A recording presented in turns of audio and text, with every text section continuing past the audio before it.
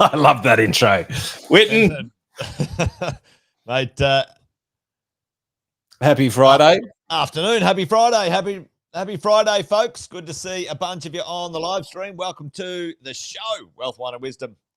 Back at it. Our third episode, back at our second series, Andy, and chipping away, folks, chipping away. Plenty going on. A few of you in the chat already, which is awesome. Thank you for being here. Great to see you. A bit of a hello to a few of the regulars. Chris is always around. G'day, mate. Good to see you. Yeah, Sharon. Hey, Sharon. You've been having a bit of an amazing holiday, I hear. So good to see you here. Thanks for showing up. Irene's in the house as well. We've got a few, maybe a couple of newbies, which is great. Holly. G'day, Holly. Lisa, good to see you. Donna Rose, always here.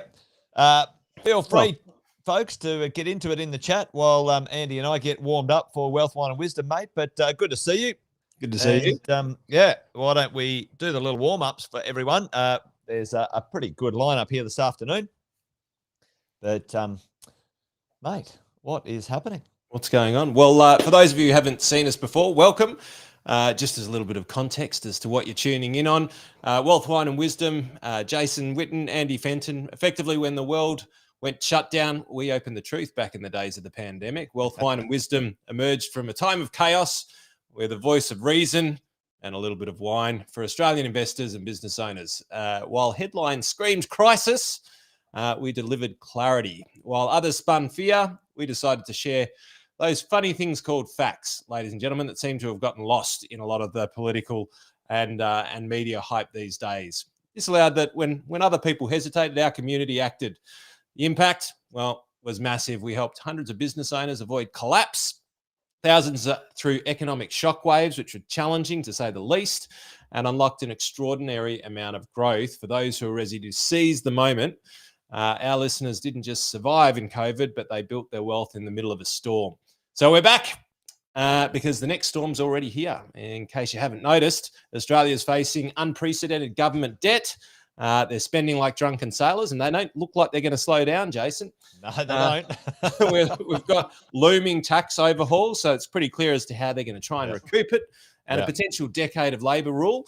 Add to that the worst housing crisis in modern history and the largest intergenerational wealth transfer in history. The stakes have never been higher, ladies and gents. This isn't just a turning point, it's a tipping point. Wealth, Wine and Wisdom is your inside edge in uncertain times, built on insight, not opinion. Sometimes we've got a fair bit of opinion while unpacking the real implications of policy shifts, property trends, and market moves before they hit the headlines. So we do it with a glass of wine, ladies and gents. We bring together all of our years of experience and also the professionals that support us, and we give you the information that we have been scraping through the week and through the years, and we call it decanting the week. So, mate, let's get into it. Let's do it.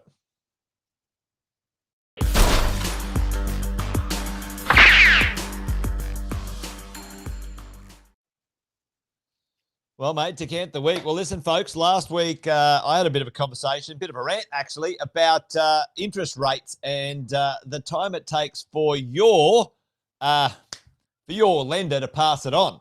There was a bit of a shout out here, Andy, for you with the intro. You're always doing great. We should give Andy a round of applause. Hopefully you can hear that one. There you go. Who's your scriptwriter, Luke wants to know. Chat GPT, Luke. It's pretty good these days. But listen, folks, last week we had a bit of a conversation about how long it takes. Why does it take so damn long, Andy, folks, for your bank, your lender to pass on an interest rate? There's a few of those lenders pass it on instantly, but there's some who kick the can down the road, which I think should be outlawed. If the government wants to do some laws, they should put some laws in place for, the general public to add value to their income rather than take away.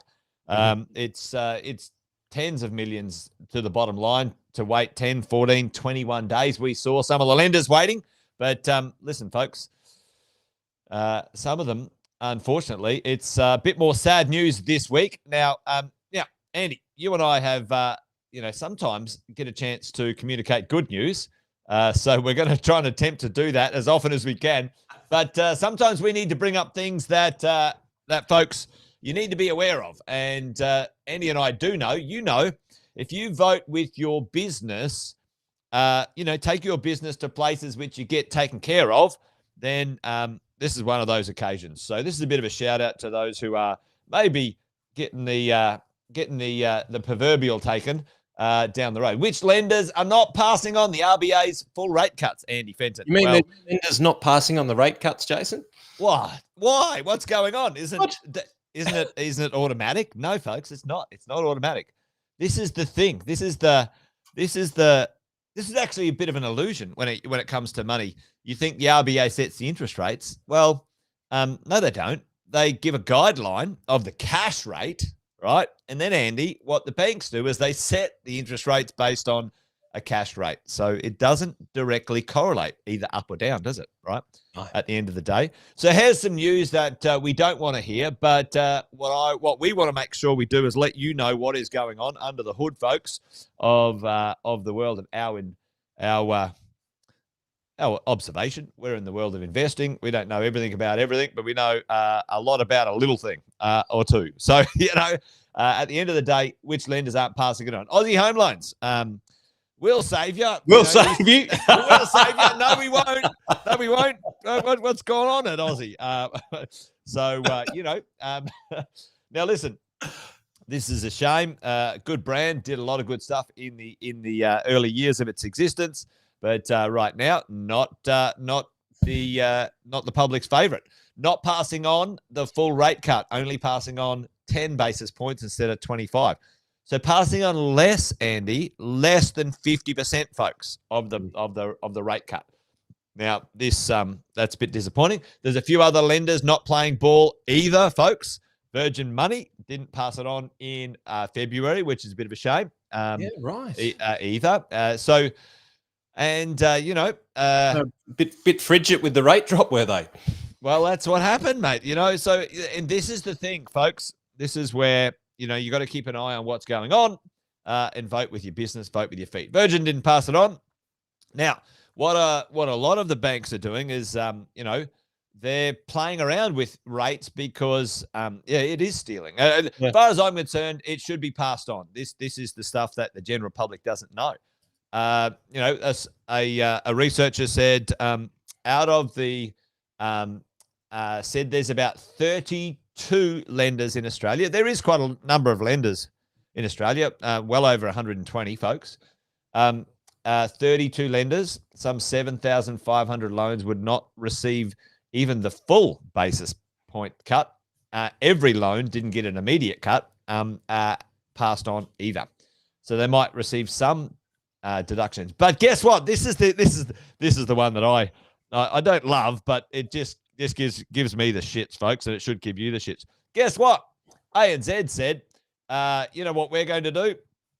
We're going to put the interest rate up instead of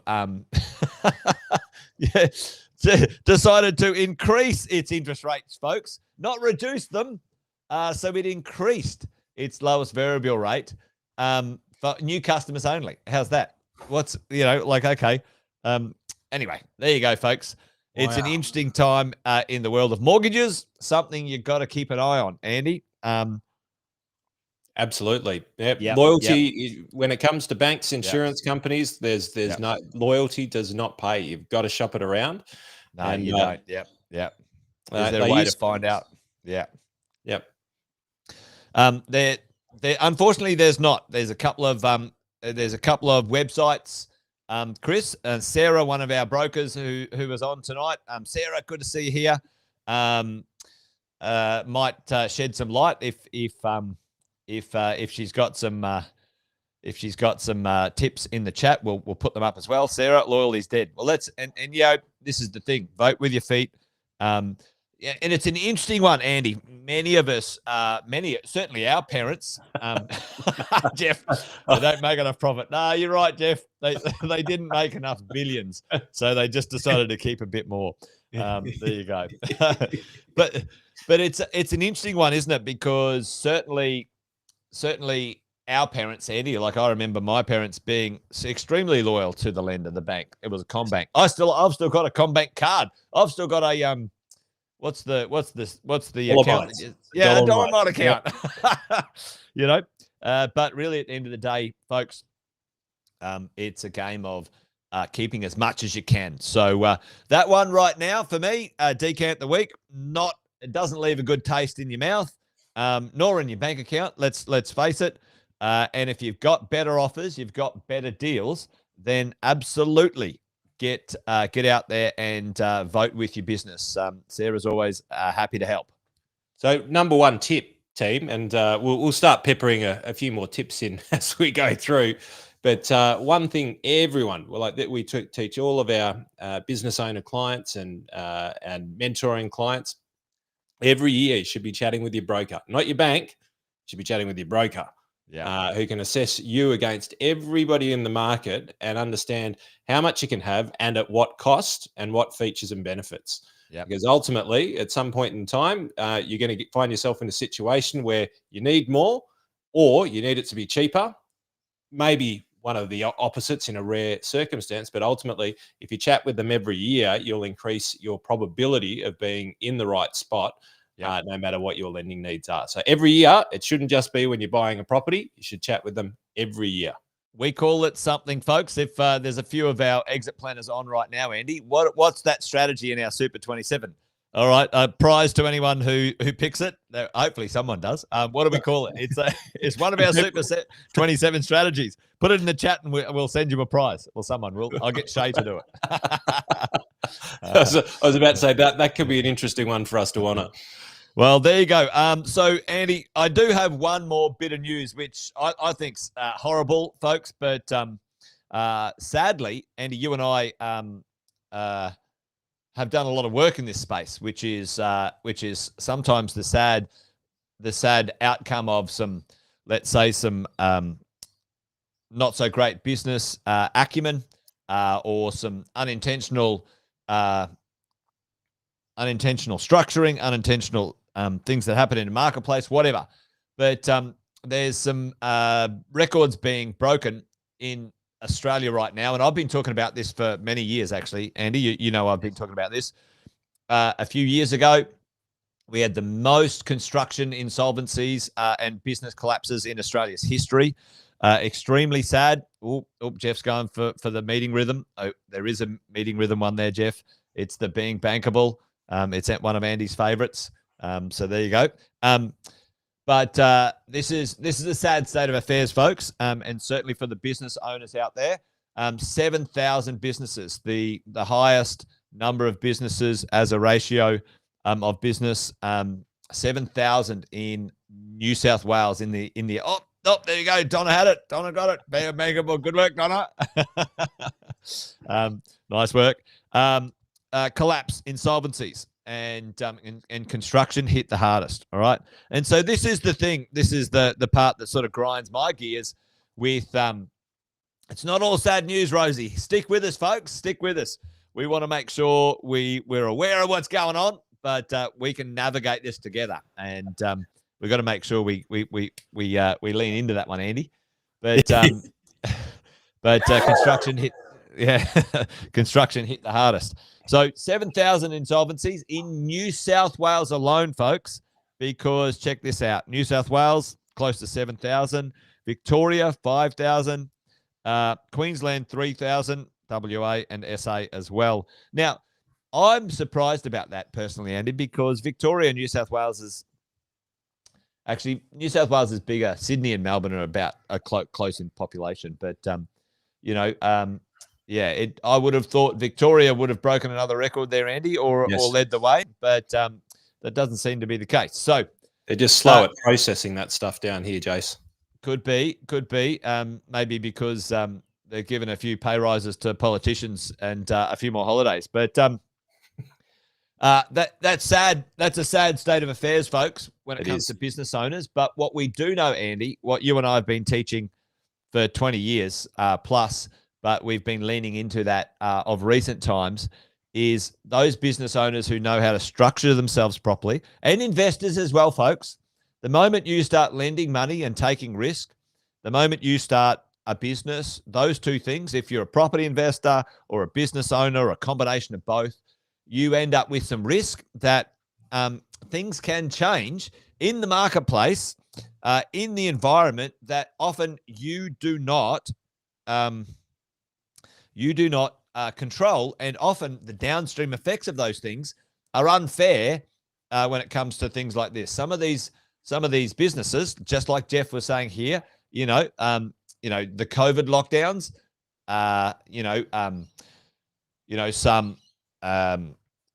some contributions when it comes to changes in industries, let's say the building industry and things like that. Like, you're not in control of these things that happen. I think there's a shakeup coming for NDIS. Any NDIS provider, I think there's a big shakeup coming for you, so you need to keep an eye on what's going on. So a lot of things going on there, Andy, folks, online. But if you do know how to structure yourself properly, that's what Andy and I have been talking about. You can get out of these things. You can manage your way through these business ups and downs in the right way, in an effective way. So, so that's that's Decant the Week for me, Andy. A little bit of sad news at the start of the week. We're going to lean into some good news later on, but I might throw over to you, mate. What have you got for the folks at home today for Decant the Week? Well, mate, I've got some good news. I'll kick off with some good news. Usually it's me with the disaster story. So we're switching places, trading places this trading week. Places. Go, Andy. Come on, tell me the good news. Well, we picked this one a little while ago, and so the Australian share market now record highs. Jace, never been higher. Never been higher in history. So yeah. Yes. So probably not as high as what we'd like it to be, but ultimately, ladies and gentlemen, we've gone over 9,000 on the All Ords. So things have been happening well in the stock market out here in Oz. That's our chart now over since early 2000s. So it is nowhere near as strong as some of our international compadres, but there's specific reasons behind that. We've got a very good buoyant franking system that the government are trying to toy around with. So with every bit of good news, there's always bad news, isn't there? Yeah. The tall poppy syndrome, ladies and gentlemen, is alive and well in Australia, unfortunately, and it's called the tax department. But mate, good news on markets, and markets have been pretty resilient through all of this sort of turmoil, and they've good sectors have continued to perform very, very well. Probably picking up a theme that I wanted to just chat about, because I saw this in the Fin review, and I sort of mentioned it briefly last week. And this is a really interesting concept. So here's one, and for those of you who have heard me talk about this in different presentations, I'll be interested to know whether you are. But this was brought back to the table as a reform. And so what is it? It was the idea that you adjust the taxable income and the tax threshold. So, we've got a tax-free threshold up to $18,000, and then we pay X amount of tax at the next level, and then X amount of tax. And then it gets to the top marginal tax rate at about $200,000, right? And we're paying 45% plus Medicare levy too. So it's 47% is our highest marginal tax rate. Now, ladies and gents, if we were to index that based on the costs of goods, right? The cost of milk, the cost of petrol, right? Then ultimately that would be a fair tax system, wouldn't it? Things are more expensive, and as a result, you end up with higher tax thresholds, so that you're paying lower tax for the same amount of money, but you're paying the same proportional tax based on how much it costs to buy you a loaf of bread. Does that make sense? So ultimately, the tax thresholds go up with inflation, the same as the petrol prices go up every year, same as food gets more expensive. As inflation goes up, then so too should the tax scale. That means that we're still paying the same amount of tax for what we can actually purchase, right? Not the tax scale as percentage, but the gross dollar amount. So it goes from 19,000 to 20,000 to 21,000 to 25,000. Yeah. Correct. Yep. So, Yep.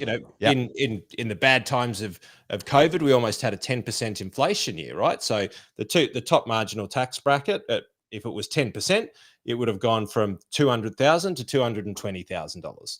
which basically means that the money in our pocket still purchases the same amount of stuff.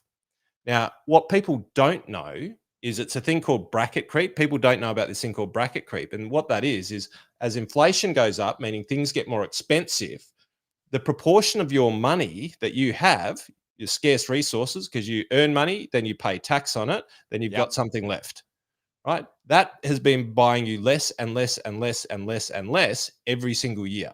So you have to earn more and more and more in order to still buy the same amount.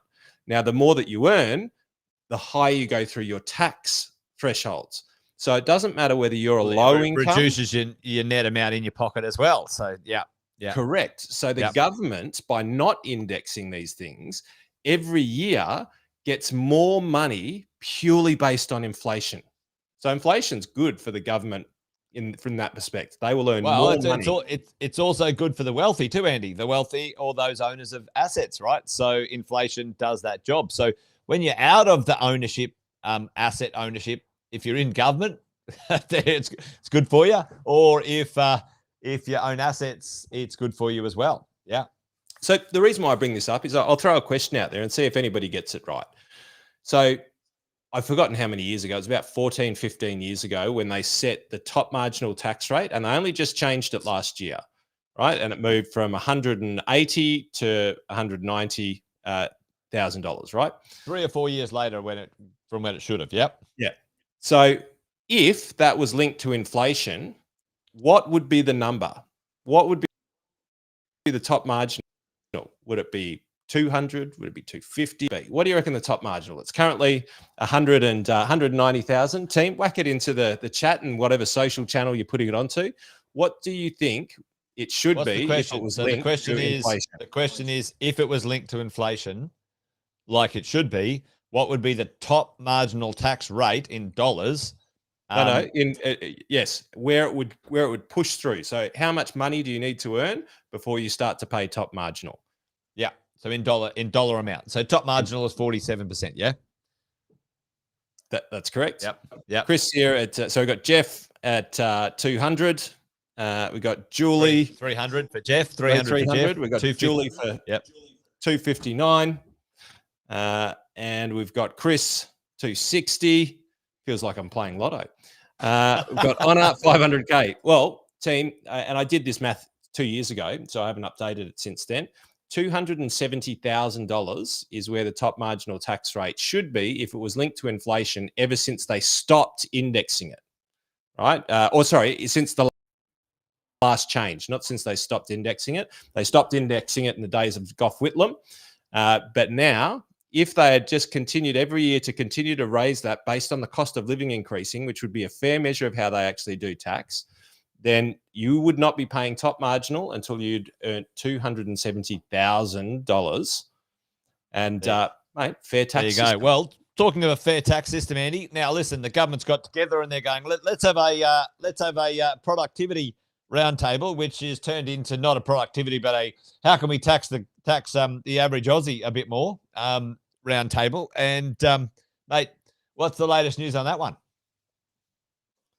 Well, yes. So I've actually got an excerpt here. I'll bring it up because there are some interesting things in the Fin Review on. Is that coming up?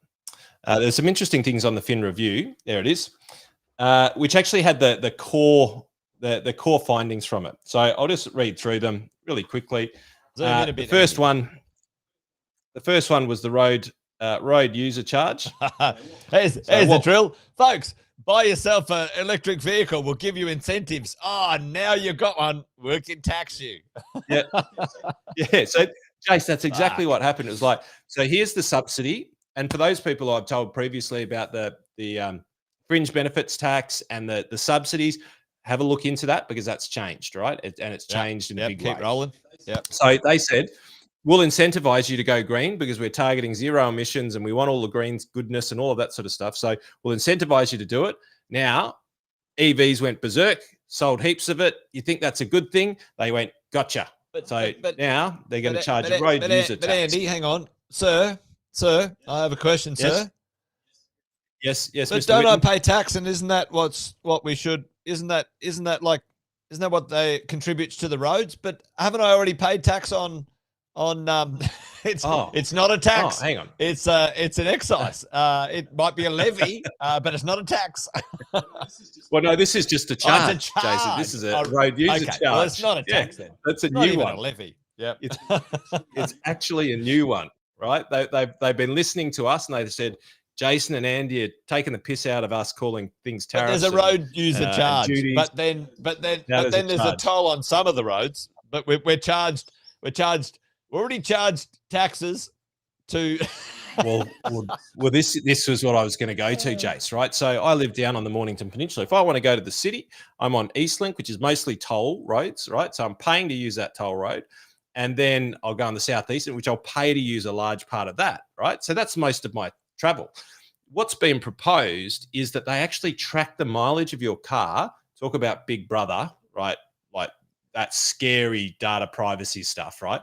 And then based on the amount of miles that you've driven in your car, that money then goes to funding the roads. This is fucking. This is. So Jason, just like Medicare, that 2% that you pay, that Medicare levy, not a tax, but the Medicare levy that you pay. Oh, there's another one. Funds a levy, healthcare. A charge, an excise, a toll. Keep going. A tariff. Right. Go, Fenton. We got 9 more to go. We're never going to get here, Fenton. So exactly how the Medicare levy is only used to fund the medical system in Australia. Really? Oh, hang on. No, that's not true, is it? No, it used to be, but now it just goes in the big bucket and gets distributed however they want. So road user charge, once they start charging it, will it actually end up in the roads? One would doubt say it. Probably no. This one's a great one, right? And I can't wait to see how this goes. So abolishing more nuance tariffs. So Chalmers said he would work with the Trade Minister, Don Farrell, to abolish hundreds of more nuisance tariffs. Chambers, who last year abolished 457 such levies, said it makes a modest but meaningful contribution to productivity. I can give them a few suggestions on what fucking nuisance tariffs listen, and duties. Andy and Jason have got an opinion on this one. We might send something in. So that one will be interesting. That will be really interesting to watch because that'll actually tell you if they're actually serious about doing stuff. Yeah, we'll see what's going on. All right, national construction. This one's over in your neck of the woods. Yeah, reform in the National Construction Code. I mean, yeah, so it's an interesting one. In this one, I've talked about this a few times too. Increasing the environmental efficiency of a home. Added over the last 4 years, approximately $26,000 per house. Andy. Now nothing wrong with making sure your house is efficient, but that's lunacy. It adds time and complexity to the building and construction as well. As we go along, the National Construction Code, the layers, which is you've got your national code, you've got your state code, you've got your local building codes and councils. It's so onerous for builders to try and produce a piece of real estate for someone or a building. They have to clean this up. Some of these, I think, it's interesting. I was reading an article as well about the teals. The teals are all progressive. But there's an article I should have grabbed it. I'll do it next time, folks.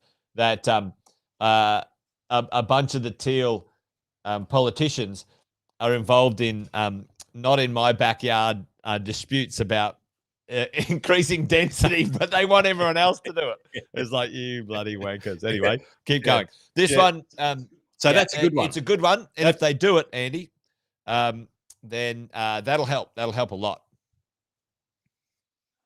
Then there's the accelerate the EPBC legislation, which is on the tip of everyone's tongue. I didn't even know what it was. So this is has been asked to accelerate the overhaul of the Environment Protection and Biodiversity Conservation Act. I'm not going to comment too much on it, Jace, because I know very little about it. I know very little about it. But what I do know with this one, certainly it gets in the way of the approval process of development. It's a disaster for property being developed. So, yep. So make less red tape for property, and then make more red tape for property. 2 back-to-back policies. yeah. One side of the other side. Now look at how little detail is on these. Dealing with approvals backlog. No details. Tell us once bill. Gallagher will introduce a regulatory reform bill this year to progress the tell us once principle. So companies and individuals are not asked to supply the same information more than once. You what, like logical. That'd be handy, wouldn't it? I thought they were saying it. Tell us once, Bill, as in, hey, Bill, like as in not the bill. Tell us once, Bill. I don't need to be told twice, Bill. Right? Yeah. But anyway, there you go. Regulation. Yeah. Dropping excessive regulation. Well, let's just understand that that's never going to happen. AI in public services, national AI plan, and investor front door pilot. Go up, Andy. There's one up there that sort of there.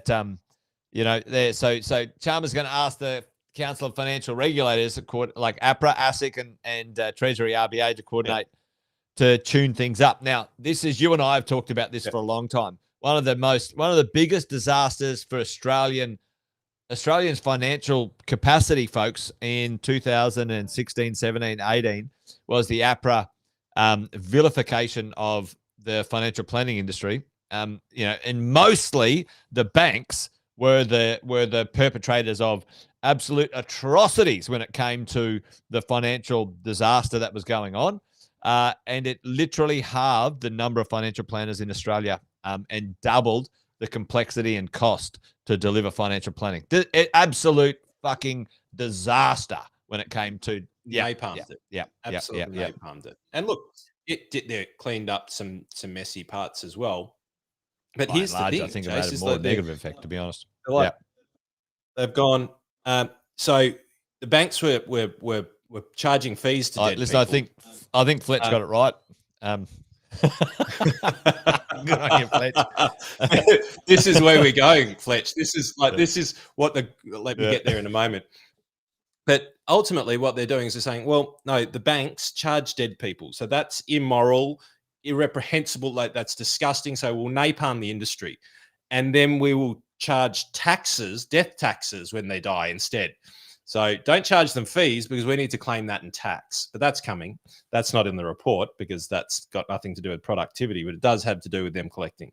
But the part about this that I love, Jace, is it's like, let's ask, and it's like me saying to you, hey, Jason, which one of your great ideas is not a great idea? We need 10 though, Andy. Like we need 10.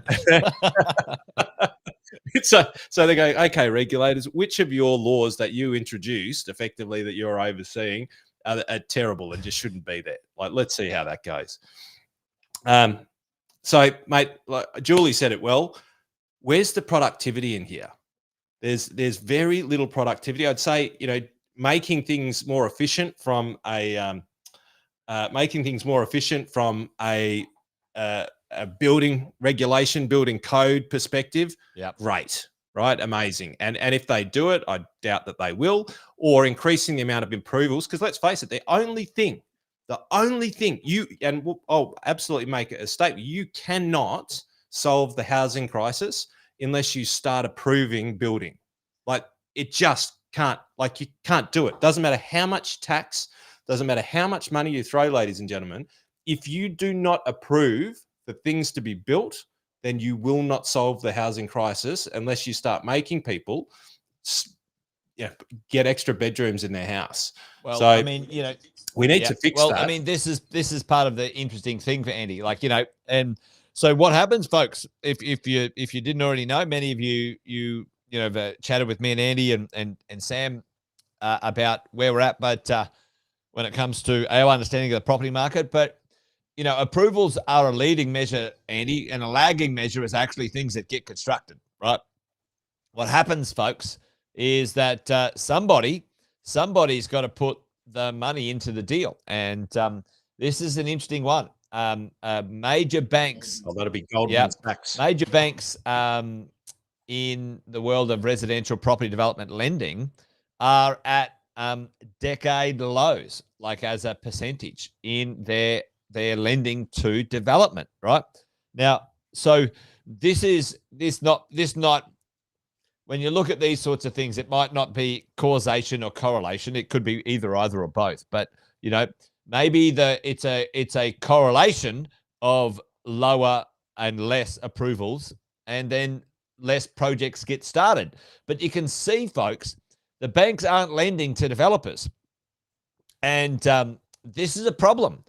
There's not enough developments to get off the ground. There's not enough being approved. Away you go. And this is really interesting, Andy. This is one thing that gives me historical heebie-jeebies when it comes to this. What happens is the lenders, this is where some of the challenges come, right? The lenders requiring a certain amount of pre-sales to get deals off the ground, right? So if you go back to 2022, the ratio of we need 60 to 100%, right? We need 35 to 60%. We need 0 to 35. Don't worry about pre-sales. We'll give you the money. All right. Yeah. Show me the money. But which one is decreased and which one is increased? This one here, right? And so what happened in the land of the GFC is lending increased, or the lack of debt coverage for developments when it came to pre-sales for funding. It's a little bit technical, but I foresee, Andy, some higher risk lending going to occur because these projects are requiring less funding to get off the ground, and I think we're going to have some residual stock issues into the future. There's going to be some. I'm making a call right now because I've done this for 25 years. When you see this dysfunction,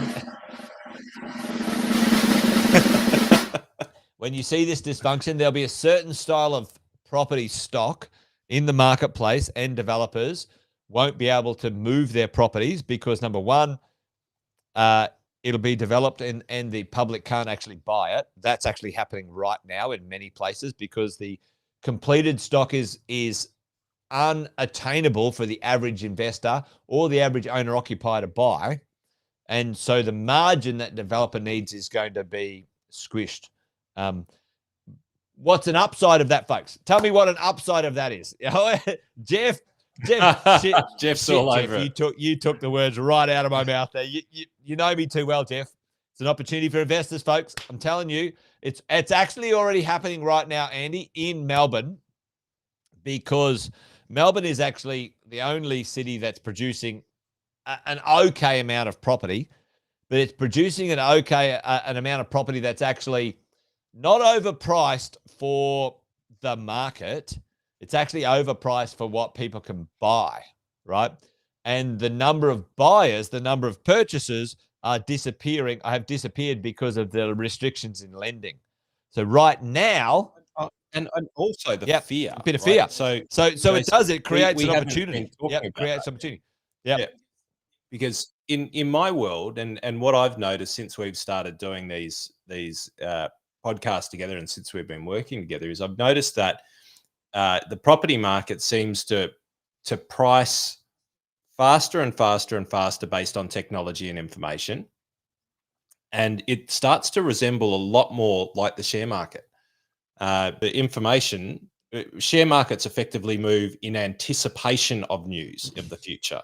Yeah. Now, it seems to be that property sentiment, property prices, property markets are now starting to almost mirror that type of behavior a little bit. And so in my world, when there's fear and when there's propaganda, when there's all this negative stuff that the government are talking about in the newspapers, then people get scared and people don't don't invest.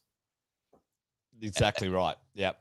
And then, but then I look at the property market and I go, that type of policy, that type of fear could be catastrophic for the affordability of property, because if people don't invest, it already is right now. What's happening in this in the world for 20, 30 years, as long as I've been paying attention to property investing or property, folks, an apartment was a really budget affordable choice. It was always less expensive than a house, Andy, right? Right now, folks, a house with land, 4-bedroom house, is cheaper than a 2-bedroom apartment in any major city of Australia because of the lunacy. And don't get me started on the unions and the hijacking of, local, like state governments adding between 20 and 40% cost to, medium to high density dwellings, right? So at the end of the day, you can't afford to sprawl endlessly into the countryside, and you don't want that anyway.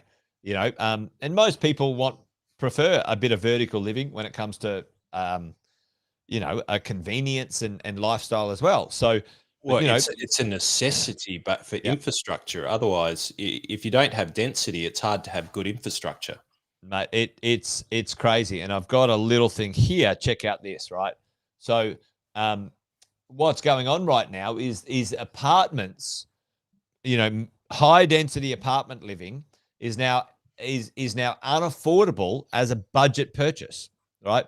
Its average price for a good quality, well located 2-bedroom apartment is $850,000 to $900,000. That now, for some properties, absolutely no brainer. I'd buy one every day of the week. I just bought one up in Brisbane. You guys know the drill. An amazing apartment. Those who know, right? But the average property in a substandard location with a substandard layout with a substandard construction for $900,000, when you can go up the road 10 minutes away and buy a 4-bedroom house, Andy, for $900,000, right? Wild. So, and the challenge is this, though, where you can supply the market, no one can fucking buy it. The only way you can supply what needs to be supplied is in medium to high density dwellings. You can't do it with housing. You can't do it with land and houses. You can't do it. Doesn't happen. For 40 years, Australia's produced almost the same amount of land lots and houses for fucking 40 years. Irrelevant of the population. It's actually, as a percentage of the population, getting worse. The amount of people producing those approvals quadrupled. Yep. 10 times the amount of about this yonks ago when we first started investing. You could buy a $65,000 2-bedroom apartment near the beach, back in the day. Anyone's like, hey, put it in the chat, folks. Back in my day, put it in the chat. Back in my day, a bimda. Back in my day. So what is it? The story. So back in my day, I could buy or I bought her like in there. Here's one, Andy. I helped a client buy a house in Moree for $19,000, and it was renting for $80 a week. It was unbelievable. Sammy and I did that all the time back in the day. Back in my day, anyway. Back in 2000, that was it. But there you go. So, Andy, good, interesting stuff in that mechanism when it comes to, that supply chain. Those things that have got a knock-on effect, huh? As we go. Jules, there we go. Jules's first house, 152,000, now over $1 million. Crazy. Back in my day, poor people lived in an apartment. You're dead right. It was like poor people or single people. Like, there you go. 1,200 square meters in Melbourne for $120K. Jeez. Yeah. Yep. There you go. Lolita. back at 24,000. Wow, that's amazing. Actually, where I grew up, my dad bought our 2 acres of land for $500, and we bought. This is the funny thing. Does everyone know Bob Catter? Anyone know Bob Catter? He's a bit of a crazy polly, but we bought our kit home from Bob Catter for $1,000, and my dad built it on our land. That's awesome. It was cool. I think you win, Jace. I think you you won. No, like Carolyn Bounds, like 3 better for 72. Like, and it's it's a crazy. Back in my day, Chris Scarborough. Oh, Chris, did you sell it? Have you still got it, Chris? Gee, I tell you, 500 meters from the beach. Yeah. There you go. Purchased our first house, Carmel, in 34. Leichhardt. Oh, do you still have it? Leichhardt would be crazy. Anyway, there you go. Andy. You have to shift the decimal point a few times on that one, I reckon. There you go. Anyway, what's going on for you when it comes to good old Chalmers? Anyway, he's easy to make fun of, I think. He totally is. So just one thing that I wanted to touch on from the productivity report that had very little to do with productivity in it. So it brought up the super tax again. So they're obviously fairly and squarely lining up superannuation. Yeah, there's a big hit, ladies and gentlemen. We'll bring more of the detail to you, but they're coming for, if you're a retiree and you've done well to fund yourself, they're coming for you and they're looking at you. They haven't told you how, but I've got a few suggestions as to what I would imagine I would do if I was a grubby little money hungry thief that I'd be doing. And so I think that I'll try and whack franking credits back on the agenda. They'll start to look at more aggressive superannuation taxes. And I coined this when they first started talking about taxing unrealized capital gains. It's now been put onto the agenda. I reckon it was placed on the agenda, just sold for 2.49 million. Wow. 27,000 to 2.49. Tax free PPR. Yep. He's no charmer. Well, I tell you what, though, Andy. As you get into this, folks, just listen up. Like what we know, Andy and I know this,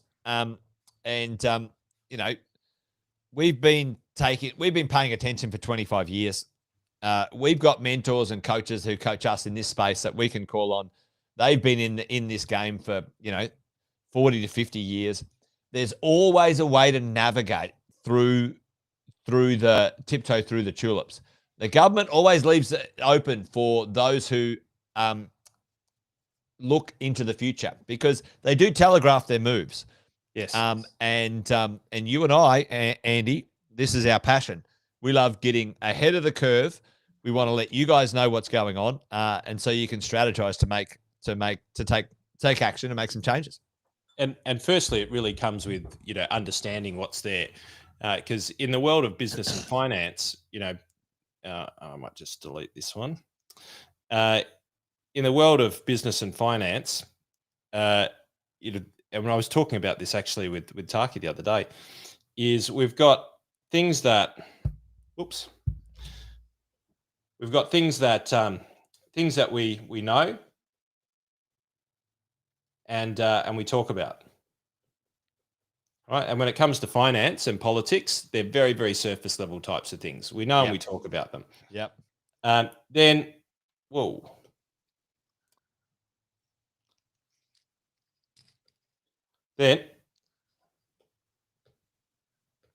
use that version. So. Minor adjustment. So we've got things that we know and we talk about. And then we've got things we know and we don't about them. And then there's things that we don't know and we have no ability to talk about them. Right? We got no idea. Yeah. And the idea of what we're trying to do here is make sure that you know about the things that you don't know about. And then once you know them, you're not talking about them and you take them up to the top. because when you have a look at the triangle, it's upside down, mate, and that thing will topple over in either direction if you give it enough weight. So the idea is that we want to start to increase the things that we know at a general level so that we can start to talk about them and then figure out our ways of navigating them. But one of the things I wanted to highlight, because this is interesting how this is going to play out. They've talked and they've floated the idea of putting a 5% cash flow tax on all businesses under $1 billion. And I think that every business under $1 billion should be seriously starting to wonder what this is going to look like. And what is a cash flow tax? Here's their conversation. It's like, all right, Chalmers is going, yeah, I think it's imperfect. Yeah, no shit, Dick Tracy. And I love this one. We want a fair go. What the fuck is a fair go? It's affordable, responsible. Like, this is like coming up with like wonderful pops. Are simpler, more sustainable. Simple, sustainable, affordable, responsible, fair go. Like, come on. This is fucking. Well, people fall for this shit or not? Like this. It's like it's the unfair system that they brought in. So just be aware, because this is all smokes and mirrors, right? So 5%. That this is a proposed cash flow tax on all businesses, meaning cash flows of businesses will be taxed on money that comes in regardless of profit. Regardless of profit. This is the shim shaky, folks. Andy, this is what Andy's sort of doing a quick conversation on. Andy, I'll just set this up just quickly. Let's just do this just quickly. All right. Chalmers says, all right, I think our tax system is imperfect. Yeah, no shit, Dick Tracy, right? And he's going, it's intergenerational. Here's what these guys are doing, which I think is filthy. They are basically buying the young vote. Now, they did the uni forgiveness. Guess who fucking paid for that, folks? Right? Not Chalmers, not Labor, you and me, the taxpayer, right? Okay. Now what they're leaning into is like, it's intergenerational. It's an issue for the young people. The young people need to pay attention, right? This is the problem. And so now what they're going is like, but you know what we'll do is we'll drop the company rate for company business owners. We'll drop the company rate to 20%. But what we might do though is we'll put a 5% tax on cash flow. All right, what the fuck does that mean, Andy Fenton? That was just a throwaway line. Tell me more. Well, that means potentially you can start to tax. You can start to tax things at profit, right? That's coming in. So there's very little detail, right, at the moment. But here's the basic math, right? If you're earning about $1.5 million as revenue for a business, right? Not a massively successful business by any stretch of the imagination. But let's say you're running it really, really well and you're able to make a 30% profit on that, or a third profit on that. That effectively means that you've got $500K worth of profit that actually sits in there. So then you go, okay, well, so then there's expenses and there's other things like that that have got to be taken into consideration. So we're going to pay this extra 5% over here.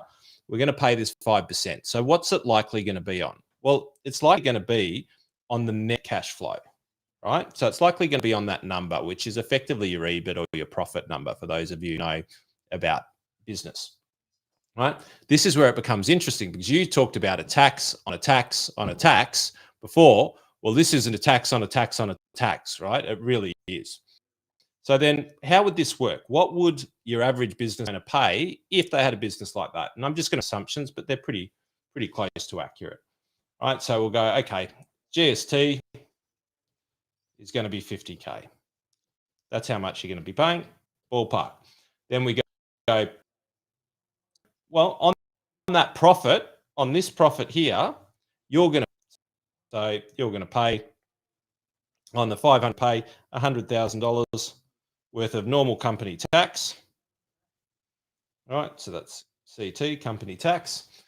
And then you're paying, let's just say that you've got 4 team members, 100K each, ballpark, it's going to be right. So you're paying their tax as well. So you're paying PAYG of about 91,000. 91K. PAYG. Super, it's a tax on on small business. It is. So that's roughly going to be. You might need to zoom out, Andy. Make it a bit bigger, or make it zoom in or something. Yep. 48,000. So let's just sum all of that up. What's the total tax amount based on this sort of system that you're going to be paying based on variables? We go $314,000 worth of taxes that business is going to pay. Now, do you know what that equates to as a number? Well, on revenue, that's 21% tax. On profit, it equals 62%. 62% on your profit. But here's where it gets interesting. And here's where we won't know the devil of the detail until it comes across. You go, well, how is, and you asked me this question before, Jace, how is a cash flow tax of 5%, how is that different to 15%? How is that different? Well, the beauty about this is that this is on everything. GST is on goods and services, and you get credits, and the last person pays for it, right? And everyone else gets in and out credits along the way, right? And you eat the sandwich, you buy the sandwich, you eat the sandwich, that's when the GST actually gets paid. This one, it's right across. It doesn't fall with the last person. This is the net cash flow for everybody will get taxed. And the potential for it as well, Jace, is you go, well, maybe you're not profitable as a company. All right. Now, it's possible, and this sounds a little bit esoteric for those of you who don't know about business, but a business can have a cash flow, so they've got more income receipts, so they've earned more money than they've paid out, but then there's all of these expenses that they have that don't count, right? And they're taxes, which effectively means that you can have a net cash flow positive position, but have $0 in the bank to pay anything. And they will whack a 5% tax on that. And that, my friends, will put more and more businesses out of business because small business are struggling just to make ends meet. And so this idea of taxing small businesses more heavily or creating more taxes, not to mention the complications over managing it, Jace. Imagine, accountants are struggling as it is to keep up with the demand that the tax office place on them to be police officers for them. Imagine just another thing that they have to do in order to be able to calculate how much you're meant to be paying the tax man. Just the administration burden alone of this could be, it's counterproductive, but ultimately it's going to bleed small businesses and any type of stuff. Like, yes, pull the tax down to 20%. The only way, Jace, and I think I said this last week, they have never, ever in anywhere, ever on the face of the planet, ever taxed themselves out of an economic crisis. It hasn't happened. It won't help. It won't help. Taxing doesn't help. Like, part of the conversation, I think we'll dive into this one next week. Speaking of taxes, and also like thinking about, like, in my world, negative gearing and capital gains tax. Whenever those things are either eliminated or increased, that actually stops people selling it. Like, there might be a short-term sale because, like, some people couldn't afford it and they probably shouldn't have owned it anyway. But then 1 or 2 years down the track, Andy, fucking disaster. No one's going to sell because rich people work out how to structure their affairs in another way, folks. There you go.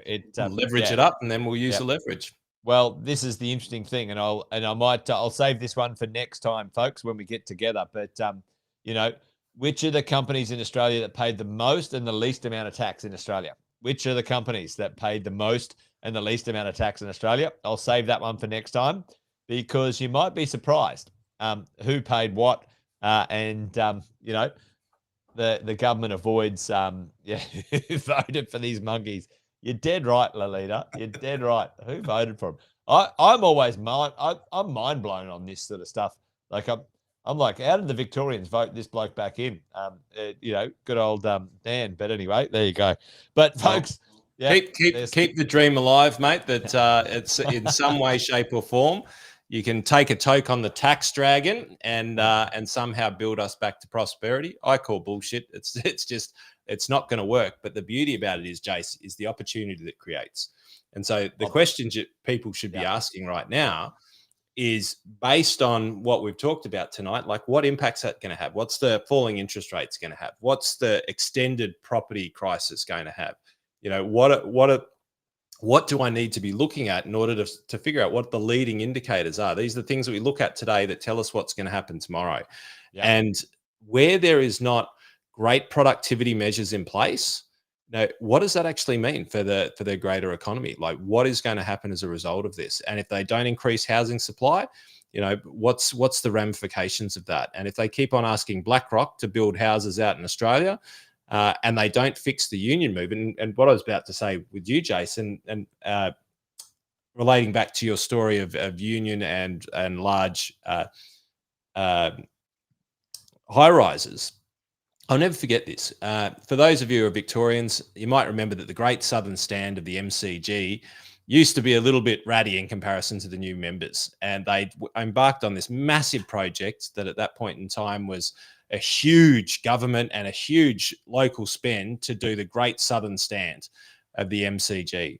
And I remember my dad saying, oh, this is going to be a nightmare. We're not going to be going to the football or the cricket like it has been for many years. And I'm like, what are you talking about, Dad? Like, because when you're young, you're always left, right? You always believe in this utopian universe. And I said, no, it'd be great for the economy. All this, and he's going, mate, no, mark my words. As soon as the contract is signed and they get on the job, they will shut that thing down and they will strike until they get multiple pay rises. And it held up the whole thing for I think 6 months longer, or maybe even a year longer. I can't remember. It was a while back.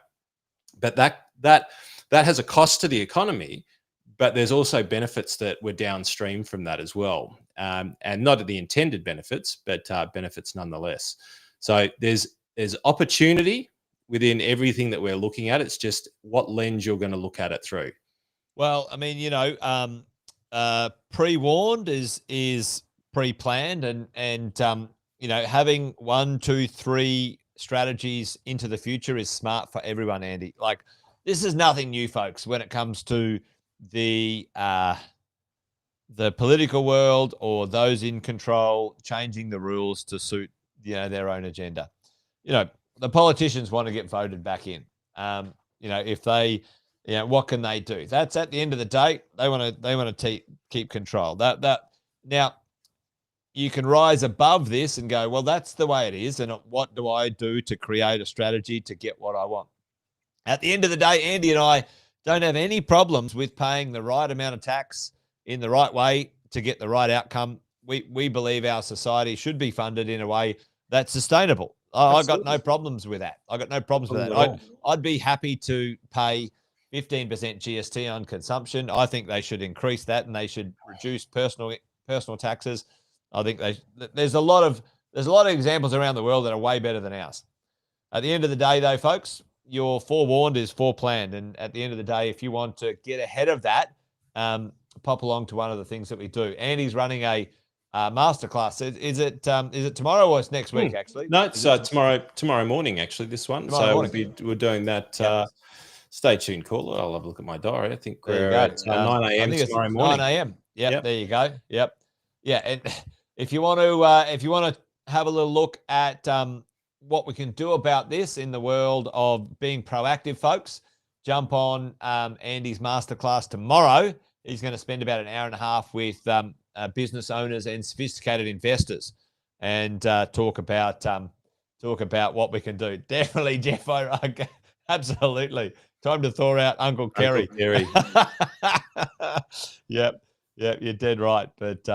But yeah, listen, folks, at the end of the day, as an individual, Andy and I have a belief that, if we invest wisely with some of our resources we create over the years, if you're a career person with a PAYG income, or you're a business owner with a little bit more risk and reward when it comes to the way you create some of your world. Either way, if you invest in smartly, you have some strategies that you can keep more of what you make.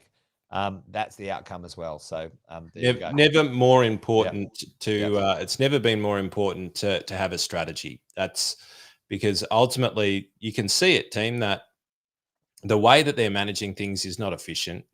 We can't escape it, but we can play within the rules that are set, and that's the only way that we can tilt the game to our advantage. So it's never been more important to become educated about this, understand the reality behind it, and don't get scared by what's on television, because ultimately they're just looking for your attention.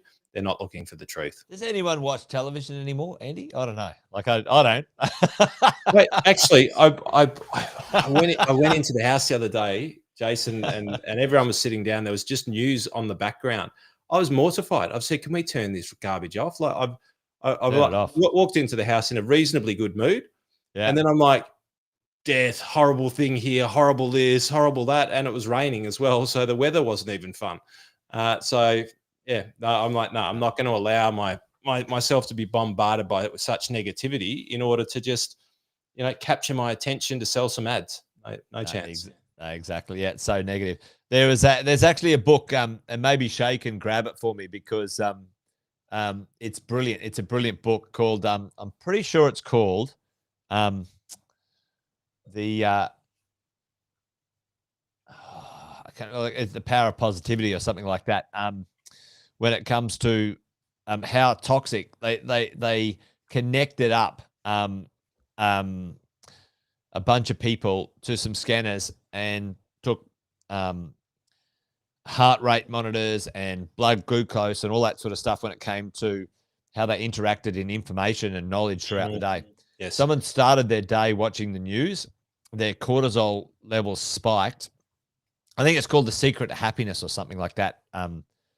But it's brilliant. And it basically shows, Andy, like the moment you consume this negative information, your cortisol spikes, and you become stupid. And it's it's not stupid in a derogative way. It's actually a stupid in a chemical way.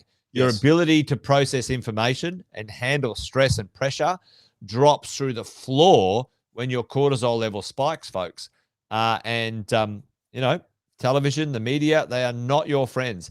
Nobody in the media gives a fuck about you, and I'm using that word explicitly because they don't give a shit. They don't give a shit about your well-being or outcome or whatever it might be. All they care about is clicks and your eyeballs, and that's how they can monetize their world. So don't be their monetization. The power of positive thinking, Norman Peale.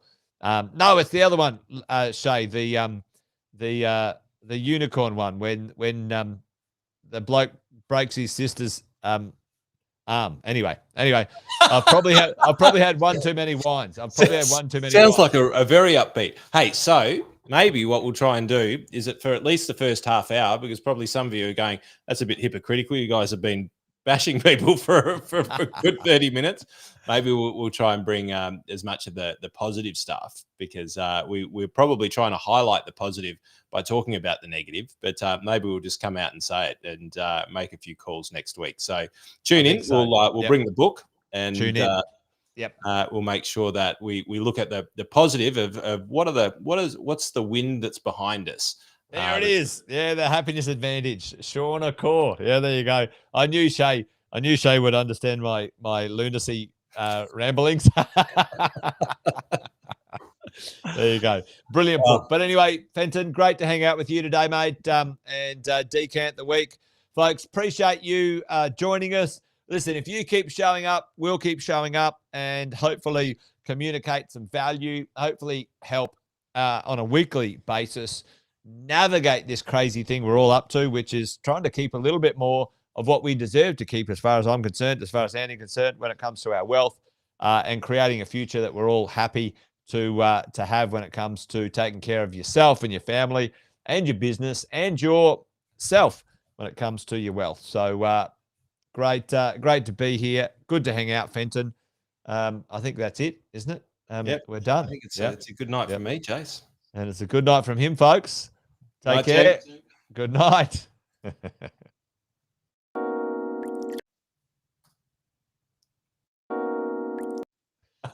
You do it. You click it. All right, I'm keeping my hands off. It's up to you. Anyway, he's clicking, I'm clicking. Bye-bye. Thanks for watching another episode of Wealth, Wine and Wisdom. Make sure you like, subscribe, and turn on the notifications so you never miss a thing, folks. We'll look forward to seeing you next time. Debrief the week with Wealth, Wine and Wisdom. Every Friday at 5 p.m. Victoria and New South Wales time. We know that Queensland, South Australia, WA have different time zones, as does Darwin, but we're sure that you can do the calculations depending on whether it's daylight savings or not. You can also catch up on all the episodes wherever you get your podcasts. Make sure you check out the Positive Mentor podcast from our 6-star team at positivementor.com.au.